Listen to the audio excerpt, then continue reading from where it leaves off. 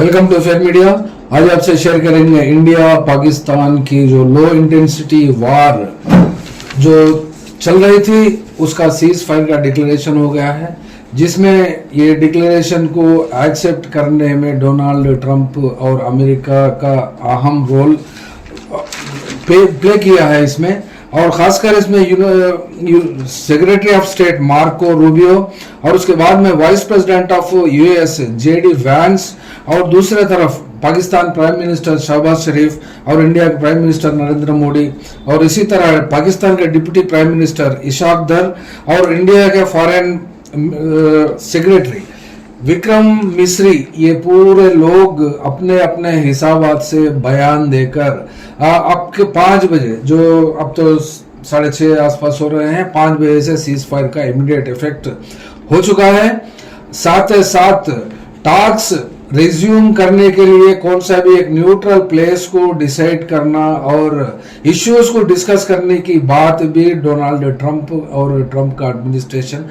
ये दो मुल्कों को भी नसीहत दी है। तो फिर एक तरफ से ये बात तो खुशी का मामला ही है जो वार में एंगेज होकर हैं, जो फ्रंट रेंज पे रहते हैं और कश्मीर के बॉर्डर पे और पाकिस्तान के बॉर्डर पे जो लोग रहते थे वो लोग को तो एक रिलीफ हो गई है। और ड्यूटी पे जो ज्वाइन होकर लड़ते हैं एक दूसरे से बॉर्डर फोर्स पर, चाहे इधर दिस साइड हो या फिर उधर के साइड हो, लोगों को भी ये सीज फायर से राहत मिली है। लेकिन यहाँ पर जो इंडिया क्या चाहता है, क्या चाहा था, और यहाँ पहलगाम बैसारन में जो 26 लोगों की मौत हो गई थी, फिर क्या उसका बदला मिल गया है या फिर कश्मीर का मसला हल हो गया है या फिर पाकिस्तान अपना मामला यानी अपना तरफ से जो पाकिस्तान से ट्रेंड करके जो टेररिस्टों को इंडिया के सरहद पार करा कर हो या फिर इंडिया के इनसाइड बॉर्न मिलिटेंट्स हो, या फिर क्या ये मामला खत्म हुआ है या हो चुका है, अगर नहीं हो चुका है या फिर होता है आइंदा दिनों में क्या रिजल्ट और इसके कंडीशंस क्या थे, इसके ऊपर भी बात अभी तक साफ नहीं हुई। ना ही डोनाल्ड ट्रंप इस हिसाब से, यानी जो स्लीपलेस नाइट्स कितने की दिन, यानी ये जंग शुरू होकर और खत्म होने का टाइम 64 आवर्स काउंट किया जाता है, जो रात के 1 बजे से लेकर 1.5 बजे तक जो हाफ एन आवर में जो एक्शन हुआ था पाकिस्तान के 9 प्लेसेस के ऊपर जो इंडिया स्ट्राइक किया था, और जब से लेकर अब शाम 5 बजे तक का अगर हिसाब काउंट करते हैं तो फिर 64 आवर्स हुआ है। इसमें क्या कंडीशंस हैं, एक बात पूरी दुनिया भर में आज तक भी है कि जो बलवान देश है जो अमेरिका की बात मानते हैं और मनवाते हैं, तो फिर क्या उन्हीं का सहारा लेकर ये दो मुल्क चाहते थे क्या फिर सीज फायर करना और ये जंग को बंद करना। ये तो वैसे भी लो इंटेंसिटी वार थी और ये हाई इंटेंसिटी वार और फुल स्केल वार का तो कन्वर्शन होने के इम्कान तो थे, लेकिन इसी बीच में अमेरिका के इंटरवेंशन से ये बात सीज फायर के लिए अग्री हो गए हैं। तो फिर यही मौका है और यही इंडिया को हो, पाकिस्तान को हो,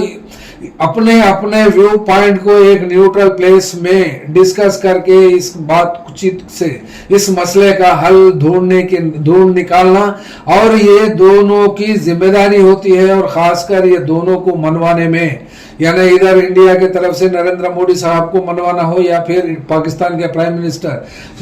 शहबाज शरीफ को मनवाना, ये दो की भी जिम्मेदारी डोनाल्ड ट्रंप ही लेते हैं। तो फिर क्या तरीके का होता है। फर्स्ट टर्म में डोनाल्ड ट्रंप भी मीडिएशन की बात कही थी। ये इंडिया पाकिस्तान के बीच में जो तनाव का मुद्दा होता है हमेशा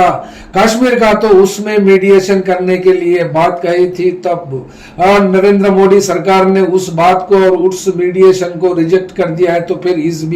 इस बारे में सीज फायर के लिए यानी सीज फायर हर तरीके का cease fire against each other, यानी पाकिस्तान इंडिया के साइड फायरिंग नहीं करेगा, चाहे कौन सी भी जल और वायु और फुट ये सेनाओं को भी आदेश दिया गया है। और इंडिया के सेक्रेटरी भी अपने सबऑर्डिनेट्स जो विंग कमांडर्स है वो लोग को भी ऑर्डर्स दे दिए हैं अपने अपने तरफ से। लेकिन क्या शर्तों पर पाकिस्तान मान लिया है और क्या शर्तों पर इंडिया की मोदी सरकार मान ली है इस सीज फायर को मानने में फिर अमेरिका की दिलचस्पी क्या थी? और अमेरिका की दिलचस्पी का मामला ये भी तो चलता है कि चाइना के ऊपर रेसिप्रोकल टैक्स इंपोज करने में एक दूसरे की जंग, तो इनडायरेक्ट टैक्स वार तो चल रही थी, और दूसरे तरफ पाकिस्तान का साइड लेकर चाइना भी इंडिया के कुछ इंपोर्ट्स पर एक्सपोर्ट्स पर भी अपना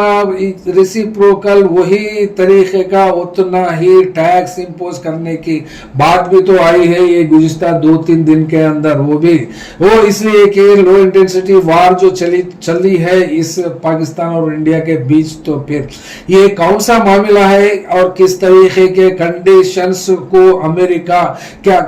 मनाया है और अमेरिका क्या फायदा हो सकता है, और इंडिया को भी क्या कंडीशंस में कौन से चीज अमेरिका से खरीदना पड़ेगा, या फिर पाकिस्तान को भी इसका भुगतान, मतलब अमेरिका कोई चीज खाली फ्री में नहीं करता, अगर कुछ करता है तो फिर अपना फायदा देखकर ही करता है। और इस फायदा क्या होता है, और इस ये दो गरीब मुल्क को एक दिन का खर्चा भी उठाने के लिए अवाम तैयार नहीं रहती, वो इसलिए कि हालात उतने संगीन हो चुके हैं। तो फिर ये जंग का तो सीज फायर होना, ये परमानेंट सीज फायर होना चाहिए, और कश्मीर का मसला भी हल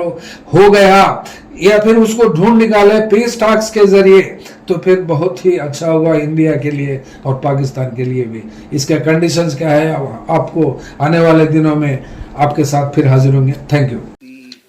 Director General of Military Operations of Pakistan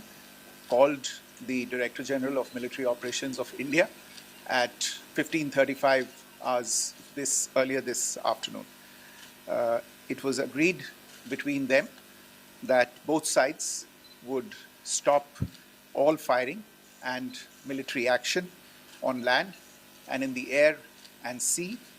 with effect from 1700 hours Indian Standard Time.